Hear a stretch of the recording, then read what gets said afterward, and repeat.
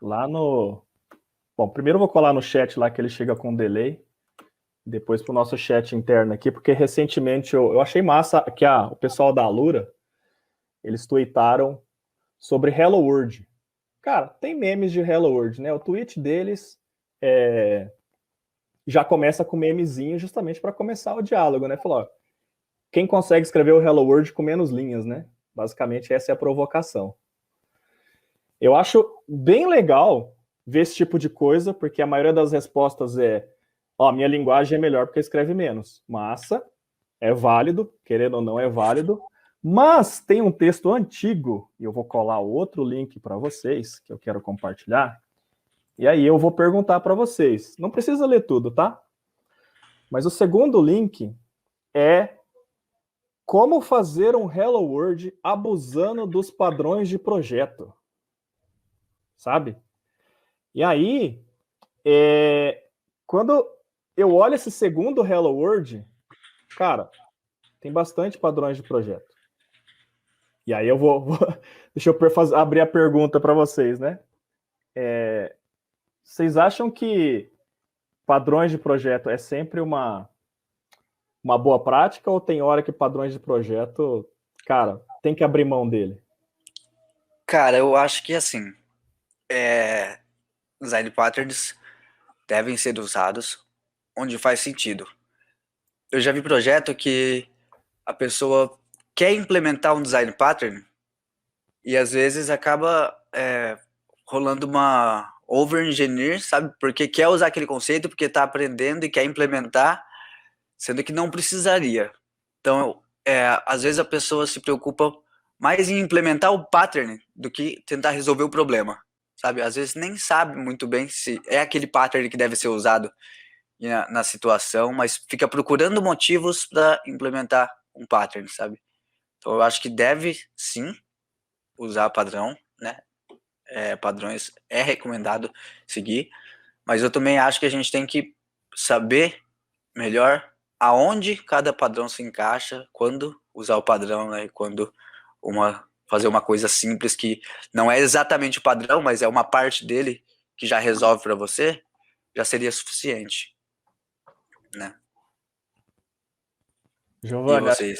recentemente não, né? Recentemente eu digo, mas faz tempo já que eu ouvi você falando sobre pull request.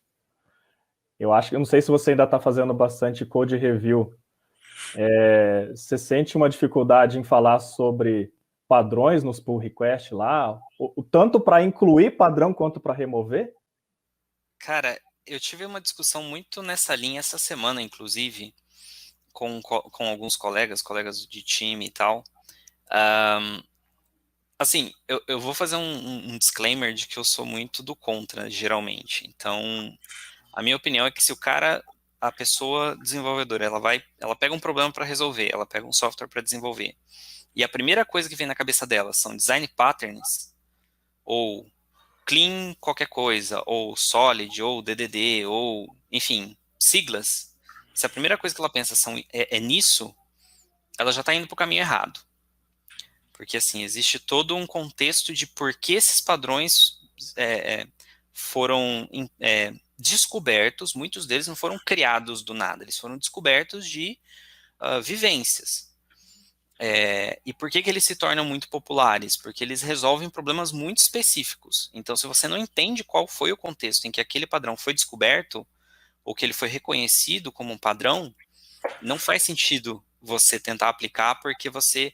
Assim, tem uma coisa que o cérebro do ser humano, ele é preguiçoso, ele tenta sempre o caminho mais curto para economizar energia.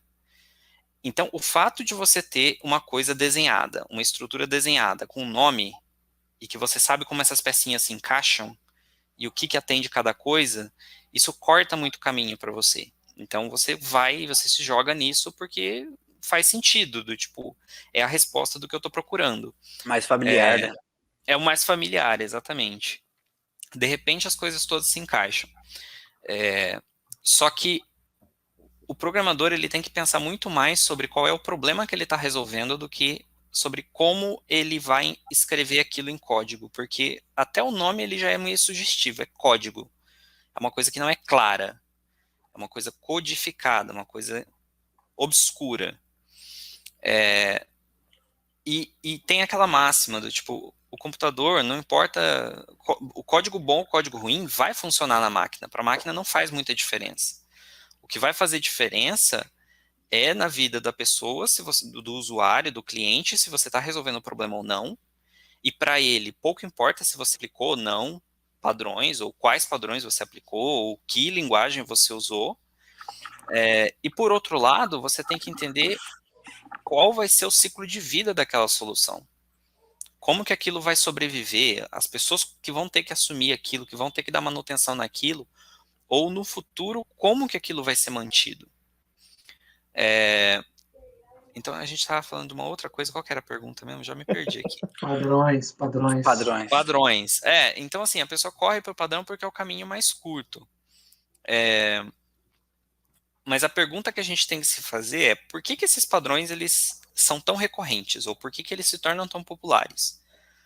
A primeira suspeito eles são familiares, eles são tabelados, do tipo, você consegue entrar num grupo e falar sobre, eu vou falar sobre isso, vou falar sobre aquilo, isso aqui é service, isso aqui é repositório, isso aqui é manager, isso aqui é builder, isso aqui é factory, e assim por diante. Isso aqui é solid, isso aqui não é, e assim por diante.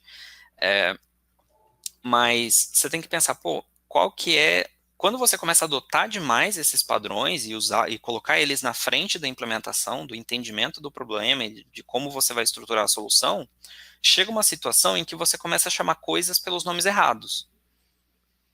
Então, eu já vi casos do tipo, a pessoa aplicar uma coisa que faz uma troca de mensagens entre duas coisas e chamar aquilo claramente era um padrão observer, e a pessoa chamar aquilo de mediator. Ou a pessoa tem uma função que retorna um objeto e chama aquilo de factory, mas só tem um tipo de objeto que retorna daquilo, então aquilo não é uma factory. Ou a pessoa aplicar um reduce numa lista, sendo que ela deveria estar usando um map. Então, assim, ela está aplicando padrões que ela não entende o porquê, mas é a primeira coisa que vem na cabeça. Porque ela não parou o tempo suficiente para entender. Beleza, qual é o problema que eu tenho que resolver? Ok, como é que eu vou decompor esse problema? Como é que eu pego o problema grande e decomponho em pedaços menores? E o que eu tenho que fazer em cada pedaço desse? Em que ordem? Onde que as coisas encaixam? Eu acho que isso é uma coisa que a gente não discute muito, né? Parece muito uma sobrecarga muito grande começar a pensar sobre isso, mas assim, a partir do momento que você gasta mais tempo pensando sobre como você vai resolver o problema, sobre como você vai estruturar a solução, o desenho da solução, você gasta menos tempo pensando em padrões de projeto. E aí você evita esse problema do bolovo, esse termo é maravilhoso, adorei. Do bolovo, dos modelos anêmicos, ou de, enfim, coisas que não têm substância, né, que não têm sustentação em si mesmas, ou que elas espalham a complexidade em todo o sistema, porque elas são muito simples. É a falácia de você ver uma coisa que é muito simples e você achar, entendi, vou reproduzir isso no sistema inteiro. E dali 5 minutos você tem que manter 10, 12 arquivos abertos no editor, porque você tem que seguir um caminho, assim, enorme, porque, porque esse objeto aqui, ele vem do repositório, que passa pelo manager, que passa pelo serviço, que vai na API, que vai no cliente, não sei o que, não sei o que. Não, mas aí se eu tenho essa regra aqui, eu tenho que sair por esse outro caminho aqui, bater nesse outro negócio, e aí isso você perde.